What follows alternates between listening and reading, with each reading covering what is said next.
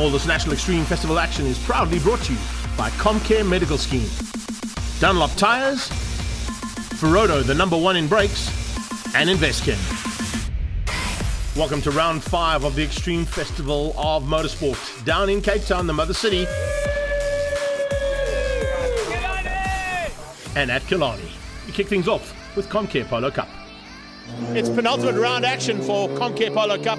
We're in the mother city in Cape Town, and of course Killarney International Raceway, with 3 races this weekend, is going to prove to be either the decider or do we go all the way to Swartkops? We'll have to wait and see. It's going to be an epic battle as always in Comcare Polo Cup. Let's go and find out what happened in qualifying in Super Pole right now. Qualifying is always important at Killarney, particularly with the back straight being so long and the ability to use the slipstream. A lot of the teams will be working together to try and get their top guns to the front end. And I think there might be a little bit of a Cape Town contingent there as well, trying to work together to outgun the rest of the country here in Comcare Polo Cup. It is a tight affair as always, and it's going to see who's going to get to the top end of it and see who the top 6 is in the Super Pole shootout. Farhan Basha had a fantastic run there, but Dean Venter went out really late. Let's find out exactly what the plans were there. Qualifying started about 20 minutes before you went out, and you still managed to get into the top 6. Was that part of the plan? It was actually. We're just worried about traffic, so everybody's going to set their first fastest one on the fastest lap, so there was no point of going out and getting a chance of being caught in the traffic. So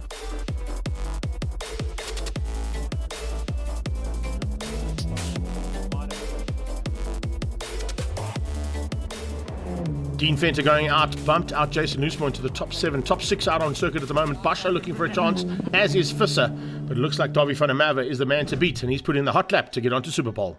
It's always important to get into that Super Pole shootout, even if you start in 6th place, but it's basically 0 to hero there. Absolutely, yeah. I was a bit stressed in qualifying, but I know we just had to get into Super Pole. And very surprised. I'm looking forward to starting on pole.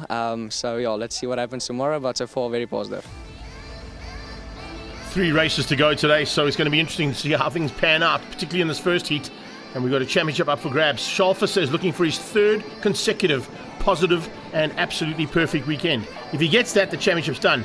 But there's a lot of pressure with Davy van der Merwe being on pole position. That's his closest rival, and Visser a long way back. Anthony Pretorius will be looking to get through as well. And what a start here from Farhan Basha in the QV Motorsport machine. Absolutely brilliant stuff. As you can see, they're up in 3rd place alongside Nathan Victor. Charles Visser, championship leader, is down in 5th next to Dean Venter. And then his teammate Jason Loosemore is just behind him with Giordano Lupini. Not quite getting the start he wanted, particularly here in Cape Town, where he's so good. Pillay and Robertson alongside each other. Then it's Kamani, and look out for Buxy Kamani coming through there in the Squadra course car. We are under starters orders. The lights go out. We go on board here with Bryce as we head down towards turn number 1, and Bryce Pillay trying to just squeeze through there to find a way past on Loosemore. Loosemore's on the inside, and he's tucked in right behind Dean Venter as they go high and wide into turn 1.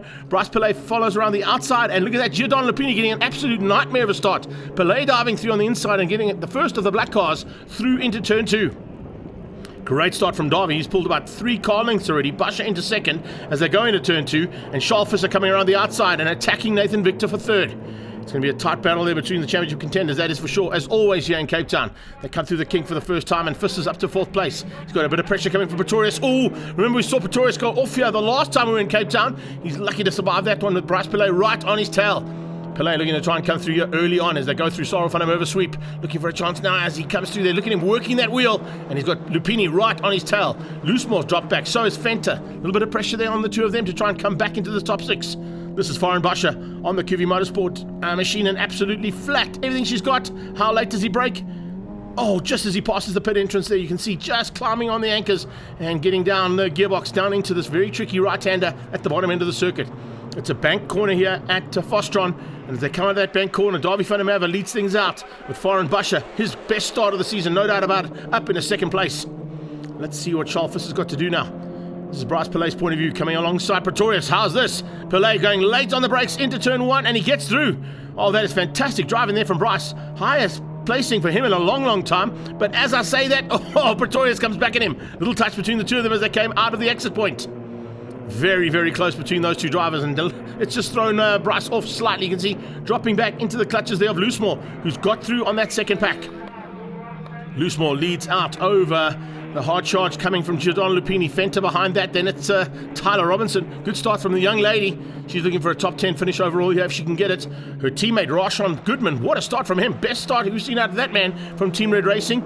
He's just outside the top 10. And he's fighting hard to stay ahead there, as you can see, of Mo Karodia, the Fast 5 Motorsport man, and Lee Thompson Racing Machine going really well. But he's got to find just a little bit extra pace here down in Cape Town. The Cape Town contingent are in the house, and they are flying the flag high, but not at the front end. They're sitting currently in 2nd, 3rd and 4th. And at this stage, Farhan Basha just ahead of those two Cape Townians. The Cape Townians need to get through, particularly Charles Visser, if he wants a shot at wrapping up this championship here at his home circuit. He possibly doesn't want to take it to Swartkops, but he may have to if this is the kind of pace we're getting out of Davy. Davy just opening up a little bit of margin now over Farhan Basha. Basha holding up Victor. And you've got Pretorius, Bryce Pillay, and here comes Dean Fenton and Giordano Lupini. The Tourcraft and Payback car under pressure there from that M-Town machine. Back on board with Farhan as they head into turn 2. Pitches it in. Oh, I think he might have got a little bit of help there. He got out of shape there properly. A little tap from behind. Yes, Nathan Victor giving him a bit of assistance there into turn number 2. And Basha drops back 2 places. So Fisser squeezes out, and a little tap there from Victor just puts the QV Motorsport machine under a bit of pressure. He caught it well, but unfortunately it's dropped him back 2 places. This is how things go now. Look at this M-Town car absolutely hauling through that Thames dip and up towards Sorrel van der Merwe sweep, trying to close things down there. Dean Fenter realizes he's lost the ground there to the top 6. He was in that top 6 and didn't get the start he wanted. Back on board now with Farhan as he heads towards turn number 5, Fostron Corner, also known as Cape Town Corner. We've got the city of Cape Town, of course, backing this event in a big way as they come under braking. You can see down the gearbox. Nicely done there. Ooh, locking up from Charles. That's the amount of pressure that's coming from that Summit Racing car of Nathan Victor right behind him. Victor got pressure coming back again, and there may be a little retribution being sought here from Farhan Basha. But with that, the concertina effect has also brought Anthony Pretorius into the mix. And the Bucklelist and OMP car is now right there and looking to pounce. Once again, lock up from the brakes from Victor. Victor dives on the inside. Giordano Lupini coming from a long way back. Looking to get through there on Fenter just behind that. So we had 2 overtaking opportunities there. Gio looks like he might have made that one stick. He has. Has Farhan gone under pressure again from Charles Visser, who's out of shape properly into turn 2. Farhan Basha trying to capitalize on that. Can he get through? He just, a little tap between the two of them. They are side by side. Wing mirror gets flicked in. Oh, and Basha's through. So Farhan Basha, well, I say that he's through. He was right alongside as they went through the kink. Side by side there with Charles Visser. And they're still side by side. Oh, and Pretorius capitalizing on that. Anthony Pretorius using the advantage that was opened up there by Farhan Basha and squeezes Charles Visser out. Visser comes back at him into Sorrel van der Merwe sweep. Is he going to have a go? Yes, he is. Oh, wow. Local knowledge there from Charles Visser, knowing that he can go the inside line of Sorrel van der Merwe sweep, and he makes it stick. He gets back at Pretorius. The fight for second has slowed them down so dramatically that it's going to allow Davy van der Merwe an easy run to the line. Absolutely perfectly done there for the Nathan's Motorsport man. We haven't really seen much of him, but he didn't need to. The checkered flag sees him for the first time, and the rest of the pack come over the line there with Basha with one of his best finishes ever as we go on board with him once again. He might have a little chat here to Nathan Victor afterwards, though. A little bit of argy-bargy between the two of them, but fantastic racing as always. Van der Merwe from Basha, Victor, then Anthony Pretorius. Charles Visser down in 5. He'll have to turn his luck around. Loosemore ahead of Pillay, then it was Lupini, Fenter, and Baxi Kamani making up the top 10. Let's catch up now with race 1 winner, Davy van der Merwe. The lights went out quite quick, so we had to react on it, and from there we just had to push. So yeah, I'm very happy with the result, and yeah, once again thank you to the team and my family supporting me. It's just been a great day so far.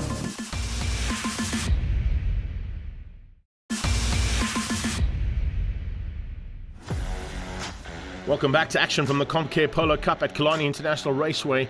The Dunlop tyres are going to have to be preserved as much as possible to get them through the 3 races here today. You can see a bit of battle scars on a couple of those cars, more than others, as you can see there from Charles Visser. Looks like he had a couple of comings together and a little bit of off-track excursion too. But a little bit of panel beating here and there, some zip ties and duct tape, and these cars will be ready to go, I'm sure, by the time they get back onto the grid now for race number 2. Jason Loosemore will be looking to try and improve his position, just finishing outside that top 6, but look out for the battle at the front end. Pretorius is fired up. He has to try and get a victory here, and he has to try and outgun the pole man there, Jason Loosemore, if he can. Let's see what's going to happen now as they start down towards turn 1, and everybody getting off the line nicely, except right at the back there. Roshan Goodman looked like he had an absolute nightmare of a start. Let's see if he can make his way through. But now into turn 1, it is Pretorius who gets the whole shot. How far back is Fisser? He's right on his tail. Loosemore around the outside. And slowly but surely making his way through there. The new man to Team Red Racing, Jean-Andre Marais. Nice to see him joining up with that team. Oh, in the background, we got off-track excursions, Bryce Pillay and Dean Fenter following each other off the circuit. That's not quite the way to do it through turn 1, boys. But they slot in at the back of the field, just behind Rasley Harris. Nice turnout car there from Rasley Harris, this point of view as well. Really nice option, and a couple of guys running wide again. And that's out of Quarry Corner in turn 2, and if you run completely wide there, you'll end up in the quarry and find out why it's called that. To Damstip, that is Giordano Lupini on the inside with Mo Carodia trying to follow him through, getting past on Buxy Kamani. Kamani and Carodia, a little tap between the two of them as he came back onto the track just off the rumble strips. As they come into that back straight away now, look out for the slipstream effect. And Carodia could be in a bit of trouble there. Rasley Harris certainly would be. And I think Bryce Pillay and Dean Fenter will definitely look to try and make up some ground here under the slipstream. There's a prime example straight here from the QV Motorsport point of view. Oh, that's lovely. Very nicely done there from Jason Loosemore as he just dives up the inside. And Charles Visser now looking for a way to keep out Basher. Basher used that slipstream to perfection and was very late on the brakes to come alongside the second of the Team Red Racing cars. They are absolutely locked in a battle royal here. But once again, with that second place battle, it's allowing the leader to get away. Now let's see whether or not we're going to see any change up there. Here comes Visser. Visser on the attack. A little bit of battle scars already on Nathan Victor's car. I wonder who he's been tapping at the back end. It might be Visser because he's got a loose rear bumper. There's certainly a very loose front bumper there. And I think we might be having a look from the COC's point of view to watch out for that bumper in case it comes loose. Back on board here, Bryce Pillay as he goes alongside Rasley Harris to try and make his way back to the front of the pack. And no, not quite yet. Harris keeps him honest. Forces him wide. Let's have a look and see how things turned out here. This is Fenter on the inside and just waiting to see where the action happened. Oh, Fenter coming across.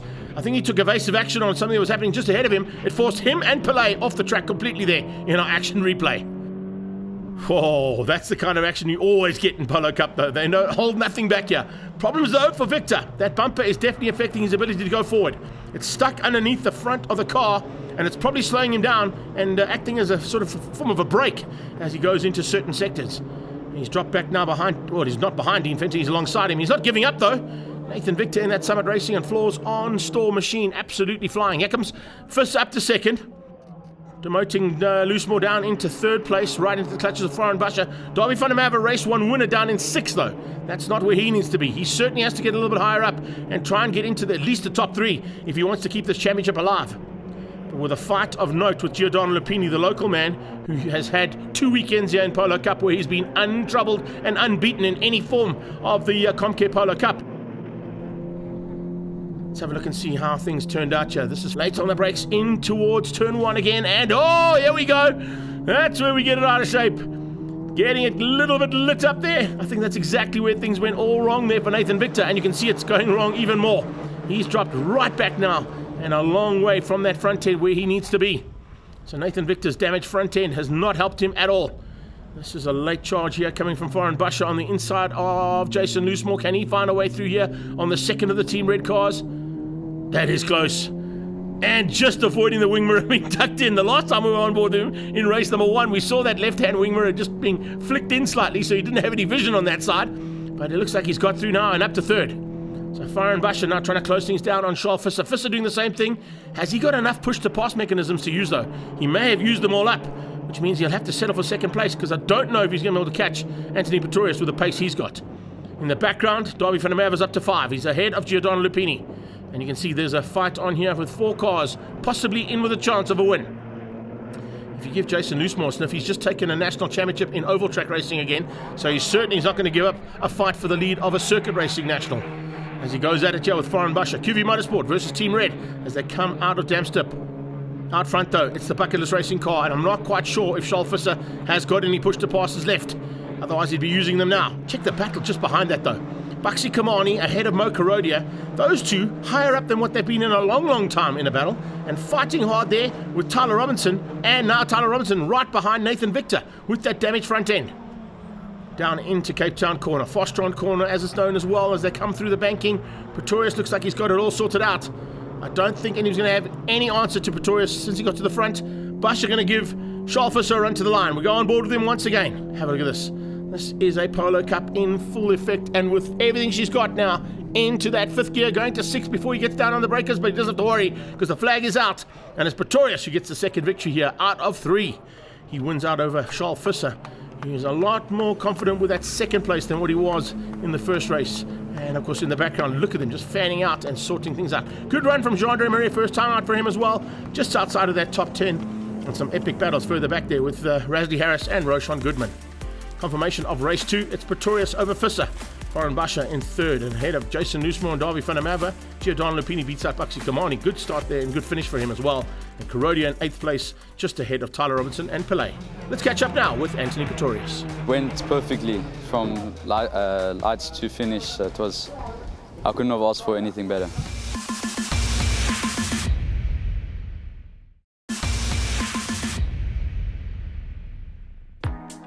Motorsport South Africa supporting all circuit racing around the country, especially the Extreme Festival of Motorsport, as it makes its penultimate round here in the Mother City and the penultimate round of Comcare Polo Cup. And we're about to kick things off now with race number 3. There's a big crowd that's come out here, which is fantastic to see, considering the fact that it was quite cool in the morning. And always great to see the city of Cape Town getting behind the events here at Killarney International Raceway. And waiting to chat to us is Councillor Mzwaki Ngwashe. Zwaki, great to have you again, buddy. Good to see you. It has been a while. I'm so excited. But once again, the city of Cape Town behind international and local national championship events here at Killarney. Absolutely, and we are thrilled and we're excited that Killarney is on a year-to-year showcasing and bringing the international championships here. This event will bring motor industry people across South Africa, and they will be here for a minimum of 5 days. So a big economic injection to the city of Cape Town's local economy, and we're excited.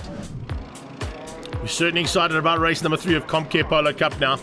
As they come to line up, let's see who's going to have what it takes to take the final victory here. The championship is not going to be decided. Schalfisser needed 3 wins to get it all sorted. He's only got none at this stage. Can he find one? We'll have to wait and see as they head into the final stages now. And race number 3, 12 laps of action headed your way here and down towards turn 1. It is a fantastic start coming out of Nathan Victor. Much better this time from him, staying out of harm's way, although he's got a huge amount of pressure from behind. Coming from Bryce Pillay, who gets a little tag again out of turn number 1. He's had a tough time through turn 1, has Bryce Pillay. This time it looks like it might have been Anthony Pretorius he was trying to fight with. He comes alongside Pretorius and just blocks that inside line. And on his inside, though, he's got Jason Nussmore, so he wasn't quite able to get there. Whoa, Pretorius out of shape. Pretorius catching that car on the outside of quarry. Turn 2 there. It's Castrol Corner now with that new sponsorship, but you can see just how difficult it is, particularly on slightly cooler Dunlop rubber. And remember, the rubber have had already 2 heats of hectic racing. So it's now tyre preservation time. Can they get them all to the finish line? Davy van der Merwe leads things out again. Schalfis is in 3rd place behind Victor, trying to find a way through there early on his fellow Cape Townian. He has to try and get up and be in at least 2nd place to keep himself within the hunt for the championship by the time they get to Swartkops for the final round. They're not thinking about that right now. What Warren Bosch is thinking about is getting up and into the mix there with those first 3 cars. Behind them, Dean Fenter back onto Pillay's tail as they come through turn 5, Fostron Corner. Can he find a way through there on Pillay? Pillay's had a fantastic run here in Cape Town. Much better than what we've seen from Bryce in a long time. Great to see that kind of action. But watch out in the background, Pretorius starting to make up the ground he lost coming out of turn 2. As they cross the line, you can see a little bit of maneuvering on the outside. That's Jean-Andre Marais trying to find a way through there late on the brakes, catching on to Pretorius. He squeezes Pretorius out. That's a lot of... In fact, there's Roshan Goodman. He caught me out completely. Roshan Goodman out of nowhere. Didn't expect that from him. He's having a fantastic day here in Cape Town. The young man's only been here once before, and he seems to have found his groove here. To take the inside line and find a way through there, especially on Pretorius, means you know what you're doing. Here comes Visser, inside on Victor. Oh, it's tight. And a little slide in the background there from Basha. Just out of sympathy, I think, with those two. He had to come out of it, which means the back end stepped out. He caught it, but he's lost a little bit of breathing room there. 2nd, 3rd and 4th place about to be joined by 5, 6 and 7th place as Giordano Lupini leads the 2nd pack onto the back of Warren Bosch's car. There's going to be a 6-way fight there for 2nd, any second now. That is what it's all about. But as they do that, once again, Davy van der Merwe is using that advantage. The fight for 2nd is slowing them down. Victor is just bunching that pack up, and it's allowing Davy van der Merwe to get away. This is Basha's point of view coming out of Fostron Corner. You see that banking has to come onto it. A little bit of run onto the dirt there for Visser. He's pushing hard, trying everything he knows and using all the track and a little bit more as well as they come across the line. You see them all hugging that inside wall, trying to use a little bit of the slipstream effect that wall allows. But how much slipstream can you get you? Look at that. They are literally nose to tail coming down towards that. And in fact, the entire field there on that first lap was split by less than 1.5 seconds. That's how close it is in Comcare Polo Cup.